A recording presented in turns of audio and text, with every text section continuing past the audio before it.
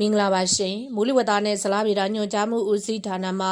2026ခုနှစ်ဩဂုတ်လ14ရက်တောက်ကြနေ့မနက်9:00နာရီချိန်ထုတ်ပြန်တဲ့မူလဝတ္တအခြေအနေသတင်းကိုတင်ဆက်ပေးမှာဖြစ်ပါတယ်။ဘင်္ဂလားပင်လယ်အခြေအနေကတော့ဒီကနေ့မြန်မာစံတော်ချိန်9:00နာရီခွဲချိန်တိုင်းထွာချက်များအရအိန္ဒိယနိုင်ငံအနောက်ဘင်္ဂလားပြည်နယ်မှာဖြစ်ပေါ်နေတဲ့မုန်တိုင်းငယ်ဟာအနောက်မြောက်ဘက်သို့ရွေ့လျားခဲ့ပြီးအနောက်ဘင်္ဂလားပြည်နယ်ကုန်းတွင်းပိုင်းဒေသများသို့ရောက်ရှိခဲ့ပြီးဆက်လက်တည်ရှိနေပါတယ်။အဆိုပါမုန်တိုင်းငယ်ဟာအနောက်မြောက်ဘက်သို့ဆက်လက်ရွေ့လျားနိုင်ပြီးအိန္ဒိယနိုင်ငံအနောက်ဘင်္ဂလားပြည်နယ်ကုန်းတွင်းပိုင်းဒေသများနဲ့ဂျက်ခန်ပြည်နယ်တို့ကိုနောက်24နာရီအတွင်းဖြတ်ကျော်နိုင်တယ်လို့ခန့်မှန်းရပါတယ်။ကပလီပင်လယ်ပြင်နဲ့ဘင်္ဂလားပင်လယ်တို့မှာမုတ်တုံလေးအားကောင်းနေပါတယ်။ကပလီပင်လယ်ပြင်တောင်ပိုင်းနဲ့ဘင်္ဂလားပင်လယ်တောင်ပိုင်းတို့မှာတိမ်နှင်းငယ်မှာတိမ်သင့်ဖြစ်ထွန်းနေပြီးကပလီပင်လယ်ပြင်မြောက်ပိုင်းနဲ့ဂျမ်မင်္ဂလာပင်လယ်တို့မှာတိမ်သင့်မှတိမ်ထူထပ်နေပါတယ်။ဒီကနေ့ညနေထိခန့်မှန်းချက်ကတော့မန္တလေးတိုင်းဒေသကြီးမကွေးတိုင်းဒေသကြီးစကိုင်းတိုင်းဒေသကြီးအောက်ပိုင်းကချင်ပြည်နယ်ကယားပြည်နယ်နဲ့ရှမ်းပြည်နယ်မြောက်ပိုင်းတို့မှာနေရာကျကျစကိုင်းတိုင်းဒေသကြီးထက်ပိုင်းချင်းပြည်နယ်နဲ့ရှမ်းပြည်နယ်အရှေ့ပိုင်းတို့မှာနေရာစစ်စစ်နဲ့ကြံတိုင်းဒေသကြီးနဲ့ပြည်နယ်တို့မှာနေရာနှံ့ပြားမှုထချုံရွာပြီး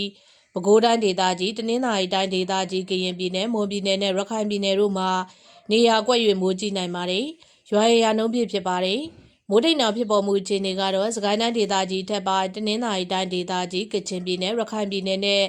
ရှမ်းပြည်နယ်အရှေ့ပိုင်းတို့မှာမိုးတိမ်တောင်များဖြစ်ထွန်းလျက်ရှိပြီးအဆိုပါမိုးတိမ်တောင်များရွေ့လျားရာနေရာတစ်လျှောက်မှာမိုးရွာသွန်းခြင်းနဲ့အတူလေပြင်းတိုက်ခတ်ခြင်းမိုးတစ်ချုံခြင်းမိုးကြိုးပစ်ခြင်းလျှက်စီးလက်ခြင်းနဲ့မိုးသီးကြွေခြင်းစတဲ့မိုးလေဝသဖြစ်စဉ်များဖြစ်ပေါ်နိုင်မှာသဖြင့်ကြိုတင်သတိပြုနိုင်မှာရန်ကြံပြုအပ်ပါတယ်မြန်မာပင်လယ်ပြင်မှာမြန်မာကမ်းရိုးတန်းတစ်လျှောက်နဲ့ကမ်းလွန်ပင်လယ်ပြင်တို့မှာရန်ဖန်ရန်ခါမိုးသက်လေပြင်းများကျရောက်ပြီးလှိုင်းကြီးပါမယ်။မိုးသက်လေပြင်းကျစေရေပြင်းမြေပြင်လေဟာတနအီကို35မိုင်ထိတိုက်ခတ်နိုင်ပါတယ်။လှိုင်းမြင့်မှာမြန်မာကမ်းရိုးတန်းတစ်လျှောက်နဲ့ကမ်းလွန်ပင်လယ်ပြင်တို့မှာ9ပေမှ17ပေခန့်ရှိနိုင်ပါတယ်။နောက်နေ့အတွက်ခန့်မှန်းချက်ကတော့ပဲခူးတိုင်းဒေသကြီးစကိုင်းတိုင်းဒေသကြီးထပ်ပိုင်းတနင်္သာရီတိုင်းဒေသကြီးကချင်ပြည်နယ်ကရင်ပြည်နယ်မွန်ပြည်နယ်နဲ့ရခိုင်ပြည်နယ်တို့မှာနေရာကွက်၍မိုးကြီးပါမယ်။